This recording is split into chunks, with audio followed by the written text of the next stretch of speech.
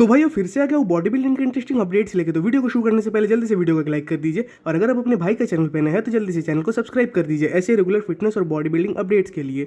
अब भाई आज की वीडियो में सबसे पहले बात करेंगे हमारे निक जिला रूबियल मॉस्क्यूरा के ऊपर। हालांकि रूबियल तो कंटिन्यू चर्चे में है ही, यह कहना बेटर होगा कि हॉट टॉपिक पे ही बने हुए हैं, चाहे वो बॉडी बिल्डिंग न्यूज़ में हो या बॉडी बिल्डिंग पॉडकास्ट में।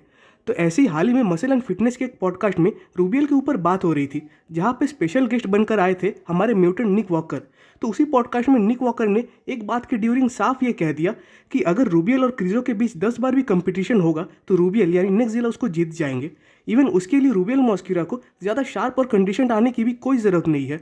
अब भाई वो माना कि निक जिला ने अपने प्रो डेब्यू में ही सीधा 3rd प्लेसिंग लाया था, और जो प्लेसिंग थी माइकल क्रिजो के बाद ही। बट इसका मतलब ये नहीं बन जाता कि निक जिला अभी इस फेज में इस फिजिक के साथ क्रिजो को आसानी से बीट कर सकते हैं, जो कि मेरा पर्सनल ओपिनियन है। इवन इस पॉडकास्ट में सिर्फ निक ही नहीं बल्कि क्रिस कॉर्मियर और मिलोस भी थे, एंड मिलोस का भी सेम कहना था कि प्राग प्रो के स्टेज पे रूबियल क्रिजो से बेटर दिख रहे थे। इवन निक का तो ये भी कहना है कि रूबियल के बहुत चांसेस बन रहे हैं कि शायद वो आर्नोल्ड क्लासिक ओहायो में टॉप 3 के अंडर प्लेस हो जाए, यानी उस कंपटीशन में रूबियल की 3rd प्लेसिंग लग जाए। और अगर ऐसा एक बार हुआ तो उसके बाद से शायद कुछ सालों तक निक जिला एक लाइमलाइट पे रहने वाले हैं, मतलब सेंटर ऑफ टॉपिक या डिस्कशन बन के रहने वाले हैं, जैसे कि करंट टाइम में सैमसन दादा, हार्डी शोपैन, डेरेक लंसबर्ट ये सब चल रहे हैं। तो ये माना कि रूबियल अभी शायद बॉडी बिल्डिंग इंडस्ट्री के फ्रीकीस्ट बॉडी बिल्डर है। इवन उनके जैसे क्वाड्स भी अभी करंट में किसी बॉडी बिल्डर का नहीं होगा, और ना ही उनका जैसा फ्रीक फैक्टर कोई बॉडी बिल्डर फिलहाल कैरी कर रहा है। बट इसका मतलब ये नहीं कि निक जिला क्रिजो जैसे बॉडी बिल्डर को फिलहाल आसानी से बीट करने का पोटेंशियल रखते हैं। आई मीन डेफिनेटली वो आगे जाके ये कर सकते हैं, क्योंकि क्रिस कॉर्मियर डेफिनेटली रूबियल के फ्लॉस पे काम कर रहे हैं। बट आई थिंक कि इस चीज़ को अभी थोड़ा तो टाइम है। बाकी निक का ये आदत तो लगभग सारे बॉडी बिल्डिंग फैंस को बहुत पहले से ही पता है कि निक जब भी बोलते हैं तो फ्लो में थोड़े ज्यादा ही बोल जाते हैं, एंड आई थिंक इस पॉडकास्ट में भी निक ने ऐसा ही कुछ किया। बाकी मिलोस के बात को भी हम निगलेक्ट नहीं कर सकते, बट इसका मतलब ये नहीं कि रूबियल इस साल आर्नोल्ड क्लासिक में 3rd आ जाए, वो भी इतने टफ लाइनअप में जाके टॉप ओलंपियंस कम्पीट करेंगे। तो हाँ, डेफिनेटली रूबियल आगे जाके टॉप 3 तो क्या, Arnold classic even mister Olympia जीतने का भी पोटेंशियल रखते हैं। बट आई थिंक कि उस चीज़ को अभी थोड़ा तो टाइम है, लगभग कुछ ईयर्स का, जिसमें कि वो अपने फ्लॉस को सुधार पाए। बाकी भाई आप में से किस किस को लगता है कि रूबियल इस साल आर्नोल्ड क्लासिक में टॉप 3 के अंडर आ सकते हैं, ये कमेंट्स में जरूर बताइएगा। बाकी बात करें अगर निक जिला के कंपटीशन के ऊपर, तो ये आर्नोल्ड क्लासिक के बाद शायद न्यूयॉर्क प्रो में कम्पीट करेंगे, क्योंकि एट द एंड उनका फिलहाल एम तो होगा ओलंपिया में क्वालिफाई होना, जिसके लिए उन्हें किसी प्रो शो को जीतना होगा। तो शायद वो न्यूयॉर्क प्रो या डेट्रॉइट प्रो जैसे किसी शो को जीतकर अपना ओलंपिया क्वालिफिकेशन ले सकते हैं 2024 साल का। अब भाई वो बात करते हैं हमारे सैमसन दादा के रिगार्डिंग। तो हाल ही में किसी फैन ने सैमसन से उनकी स्टोरी में ये पूछा कि सैमसन के क्या कुछ डिफरेंट प्लान है इस साल आर्नोल्ड क्लासिक ओहायो के रिगार्डिंग। तो हालांकि उस क्वेश्चन का आंसर भी सैमसन ने साफ एंड स्ट्रेट फॉरवर्ड ही दे दिया कि प्रोग्राम तो वही सेम ही चलने वाला है। बट अगर मैं अपना ओपिनियन दूँ इस चीज़ में, तो सैमसन और मिलोस दोनों को कंडीशनिंग को इंप्रूव करने के ऊपर तो सोचना चाहिए, खासकर आर्नोल्ड क्लासिक के रिगार्डिंग। क्योंकि पहली बात तो इस साल ओलंपिया स्टेज पे भी जजेस ने सैमसन को कुछ एडवाइसेस दिए थे, जिसमें से एक ये भी था कि सैमसन को अपने स्टेज कंडीशनिंग को इंप्रूव करना होगा। और दूसरा रीज़न, जो कि सबसे मेजर रीज़न होने वाला है, कि इस शो में सैमसन के सबसे बड़े कंपीटर रहेंगे हार्डी शोपैन, जो कि अपने कंडीशनिंग, अपने हार्डनेस, अपने ग्रेनीनेस के लिए जाने जाते हैं। हालांकि इस रिगार्डिंग सैमसन के और मिलोस के थॉट्स शायद कुछ डिफरेंट है, क्योंकि सैमसन ने अपनी स्टोरी में ये भी कहा कि हर वक्त आप अपने बेस्ट से हर शो को जीत नहीं सकते, इन द सेंस कि आप हर शो को नहीं जीत सकते। तो उसका मतलब ये नहीं कि आप अपने ट्रेनिंग प्रोग्राम, अपने कोचेस को चेंज करते फिरो, बल्कि डे बाय डे उसी प्रोग्राम को इंप्रूव करने की कोशिश करनी चाहिए। तो इस रिएक्शन को सुनने के बाद मुझे इतना समझ आया कि इस साल आर्नोल्ड क्लासिक के स्टेज पे भी सैमसन और मिलोस के प्लान शायद सेम ही रहने वाले हैं, जिसमें वो एक मैसिव फुलर राउंडर और पॉट फिजिक को ही प्रायोरिटी देने वाले हैं। आई मीन कि शायद सैमसन की एक ऐसी फिजिक ही हमें आर्नोल्ड क्लासिक के स्टेज पे देखने मिलेगी। अगेन ये मेरा पर्सनल एजम्पशन है, बट आई थिंक कि अगर सैमसन को शो में हार्डी को टक्कर देना है तो डेफिनेटली उन्हें अपने कंडीशनिंग को तो बेटर करके आना ही होगा।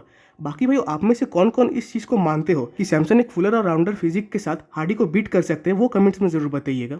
अब भाई अगले अपडेट की ओर बढ़ने से पहले आप सबसे मेरा एक रिक्वेस्ट है कि अगर आप सबको मेरे ये रेगुलर कंटेंट अच्छा लगता है, तो जिससे कि आपके भाई को सपोर्ट मिल सके, तो प्लीज़ इस चैनल को एक सब्सक्राइब कर दीजिएगा। अब भाई वो बात करते हैं अर्श कलिसिंस्की के ऊपर। वैसे देखने जाए तो लास्ट कुछ दिनों से अर्श लगातार अपने अपडेट्स दिए जा रहे हैं, बट ये समझ नहीं आ रहा कि वो अपने अपडेट स्टोरी में क्यों शेयर कर रहे हैं। क्योंकि होता ये है कि स्टोरी बहुत टाइम नज़रअंदाज हो जाती है, जिससे कि अपडेट्स ठीक तरीके से कवर नहीं हो पाते। बाकी एक बात तो है कि इन बैक के अपडेट्स में अर्श का भी बैक अब कहीं ना कहीं इंप्रूव होते हुए दिख रहा है, वो भी एक अच्छे लेवल पे। हालांकि फैंस तो यही एक्सपेक्टेशंस लगा के बैठे हैं कि इस साल आर्नोल्ड क्लासिक में उन्हें अर्श का एक इंप्रूव फिजिक देखने मिले।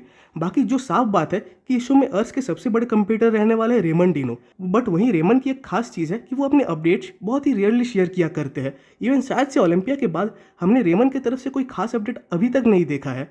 बाकी एक बात तो है कि रेमन के जेनेटिक्स नो डाउट गिफ्टेड है, क्योंकि वो कितने भी ऑफ चले जाए बट कभी आउट ऑफ शेप नहीं दिखते। बाकी फिर से एक बार अर्श रेमन को स्टेज पे कैसे और कितना कंपटीशन देने वाले हैं उस चीज़ को देखने के लिए मैं काफ़ी एक्साइटेड हूँ। अब भाई बात करते हैं बेहरूस तवानी के ऊपर। हालांकि फिलहाल इनका एक फिजिक अपडेट आया हुआ है एंड आई थिंक कि शायद ये इनका करंट फिजिक अपडेट ही होगा।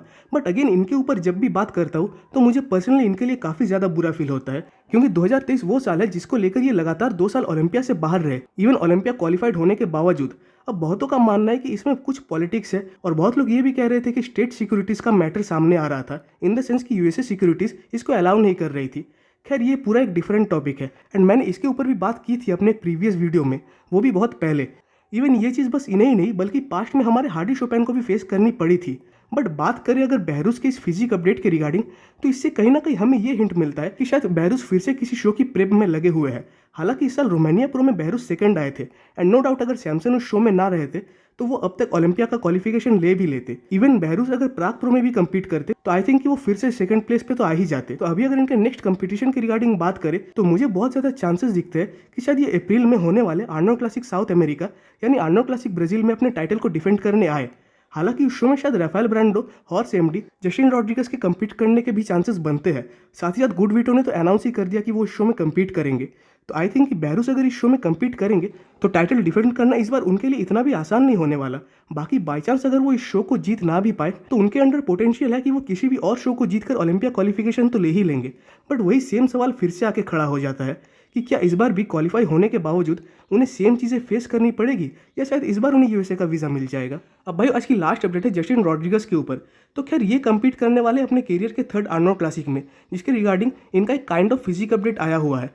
हालांकि उनका अभी तक का बेस्ट लुक तो आर्नोल्ड क्लासिक 2022 का ही था और उसके बाद वाला जो बोस्टन प्रो हुआ था उस कंपटीशन का। बट स्टिल अभी इनकी फिजिक भी काफ़ी बढ़िया दिख रही है। इवन इनके फिजिक में एक अलग टाइप का कॉन्फिडेंस भी आप सबको देखने मिलेगा। बाकी तो शो में पता चलेगा कि ये आते कैसे फिजिक के साथ है। तो भाई आज की वीडियो ये पे खत्म होती है। कमेंट्स में जरूर बताइएगा कि आपको वीडियो कैसा लगा। वीडियो अच्छी लगे तो वीडियो को एक लाइक कर दीजिए और नेक्स्ट वीडियोस के अपडेट सबसे पहले पाने के लिए चैनल को सब्सक्राइब कर दे और बेल आइकन को प्रेस कर दे।